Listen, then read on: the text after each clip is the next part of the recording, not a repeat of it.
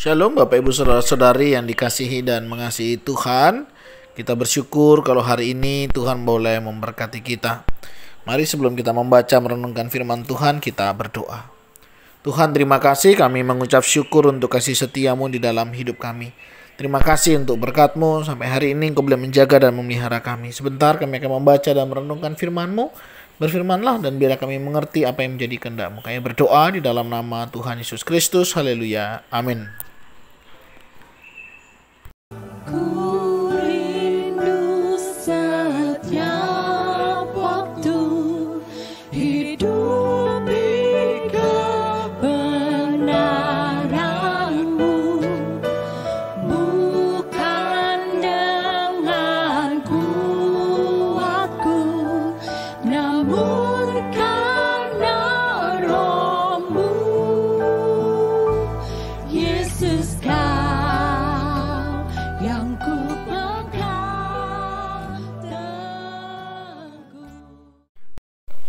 Ayat firman Tuhan yang menjadi renungan kita hari ini terambil dari kitab Kejadian pasal yang ke-29 ayat 31 hingga ayatnya yang ke-35. Anak-anak Yakub. Ketika Tuhan melihat bahwa Lea tidak dicintai, dibukanyalah kandungannya, tetapi Rachel mandul. Lea mengandung, lalu melahirkan seorang anak laki-laki dan menamainya Ruben. Sebab katanya, sesungguhnya Tuhan telah memperhatikan kesengsaraanku. Sekarang tentulah aku akan dicintai oleh suamiku. Mengandung pula lah ia, lalu melahirkan seorang anak laki-laki. Maka ia berkata, sesungguhnya Tuhan telah mendengar bahwa aku tidak dicintai. Lalu diberikannya pula anak ini kepadaku. Maka ia menamai anak itu Simeon. Mengandung pula lah ia, lalu melahirkan seorang anak laki-laki. Maka ia berkata, sekali ini suamiku akan lebih erat kepadaku, karena aku telah melahirkan 3 anak laki-laki baginya. Itulah sebabnya ia menamai anak itu Lewi. Mengandung pula lah ia, lalu melahirkan seorang anak laki-laki. Maka ia berkata, sekali ini aku akan bersyukur kepada Tuhan. Itulah sebabnya ia menamai anak itu Yehuda. Sesudah itu ia tidak melahirkan lagi. Amin. Demikianlah firman Tuhan, mari kita merenungkannya. Bapak Ibu Saudara, ayat firman Tuhan yang baru saja kita baca merupakan satu kisah di mana Yakub menikah dengan Lea. Sebagaimana kita tahu, sebenarnya Yakub itu mencintai Rachel, karena memang kesan pertama pada saat mereka berjumpa itulah yang membuat Yakub menjadi jatuh cinta kepada Rachel. Tetapi pada saat kesepakatan itu sudah dibuat, di mana Yakub bekerja 7 tahun untuk mendapatkan Rachel, ternyata pada saat malam pengantin itu, orang tuanya itu memberikan Lea kepada Yakub. Memang tidak mudah Bapak Ibu Saudara berbicara tentang hal ini. Saya percaya setiap orang ingin dicintai. Tapi bagaimana dengan mereka yang tidak dicintai? Tentu bukan hal yang mudah untuk menjalani sebuah kehidupan rumah tangga, bukan? Terkadang kita saja yang sudah menikah dengan dasar cinta masih sering konflik, masih sering salah paham, masih sering banyak hal yang terjadi dalam kehidupan rumah tangga. Nah, bagaimana ketika mereka menikah tanpa dasar cinta, tanpa dasar mengenal dengan baik, tanpa dasar saling mencintai satu dengan yang lainnya? Saya tidak bisa membayangkan bagaimana perasaan Lea ketika dia harus bersama-sama dengan Yakub.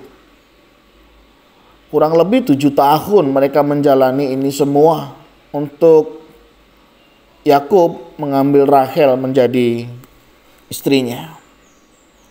Tapi dari sini kita bisa melihat memang tidaklah mudah, sampai dia berusaha sedemikian rupa, biarlah suamiku mencintaiku. Bahkan Tuhan tahu hal ini dan Tuhan menghiburkan hati Lea. Memang kita di sini melihat tidak ada sesuatu yang terjadi secara kebetulan di dalam kehidupan ini. Belajar dari sini kita menemukan bahwa ketika kita akan menikah, pastikan sama-sama saling mencintai. Jika cinta itu bertepuk sebelah tangan, tentunya ada pihak-pihak tertentu yang tentunya tidak akan mendapatkan cinta itu. Ini menjadi satu pelajaran bagi kita, mungkin orang tua, mungkin yang mau menjodohkan anaknya. Sah-sah saja kita menjodohkan anak-anak kita. Tetapi kita perlu tahu apakah anak-anak kita juga mau untuk dijodohkan. Apakah mereka juga mau menikah dengan orang yang dijodohkan. Jangan dipaksa. Kadang kita berpikir ya sudahlah, daripada sudah tua, daripada tidak nikah. Jangan Bapak Ibu Saudara ya.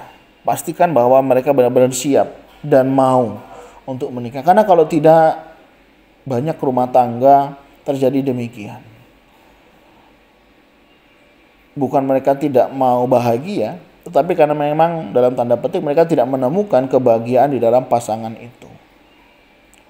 Atau kita juga sebagai muda-mudi mungkin dalam menentukan pasangan, kita juga harus memastikan bahwa orang yang kau nikah adalah orang yang benar-benar mencintaimu.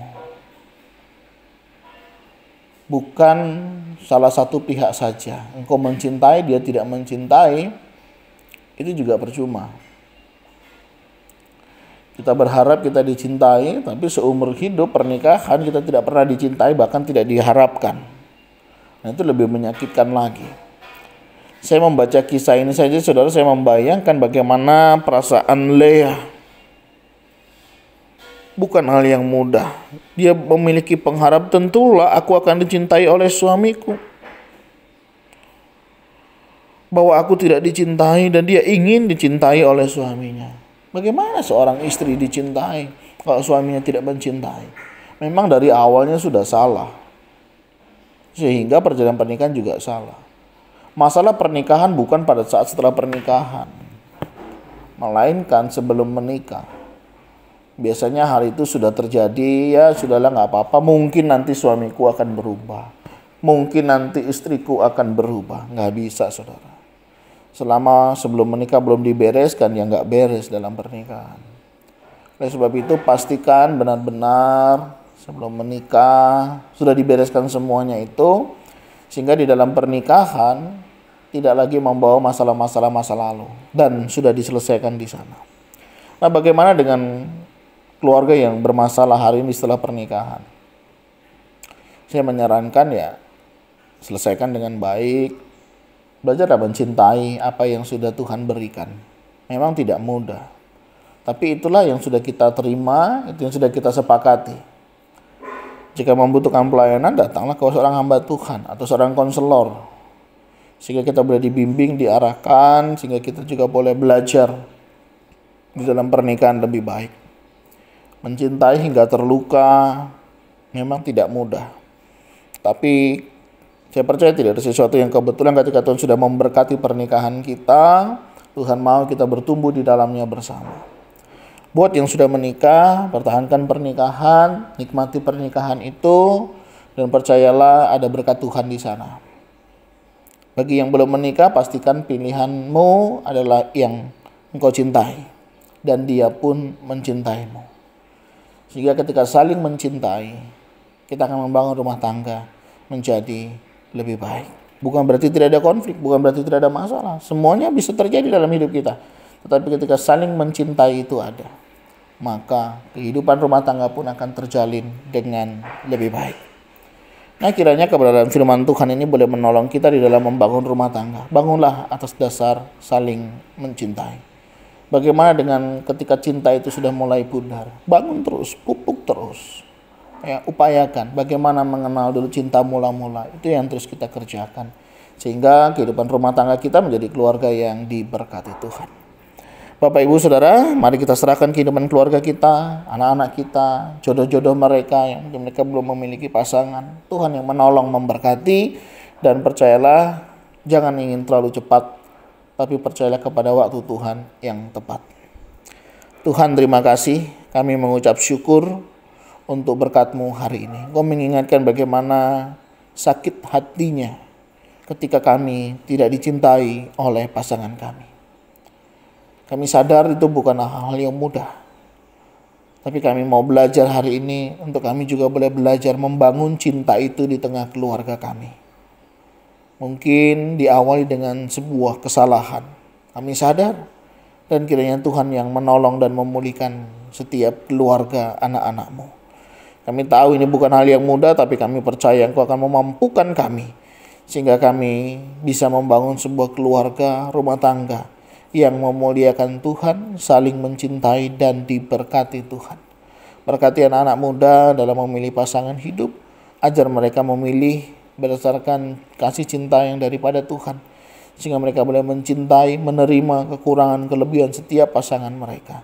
Berkati ya Tuhan anak-anak-Mu dalam menentukan pasangan hidup, kiranya mereka juga boleh dipimpin, ditolong, mendapatkan pasangan hidup yang mencintai Tuhan.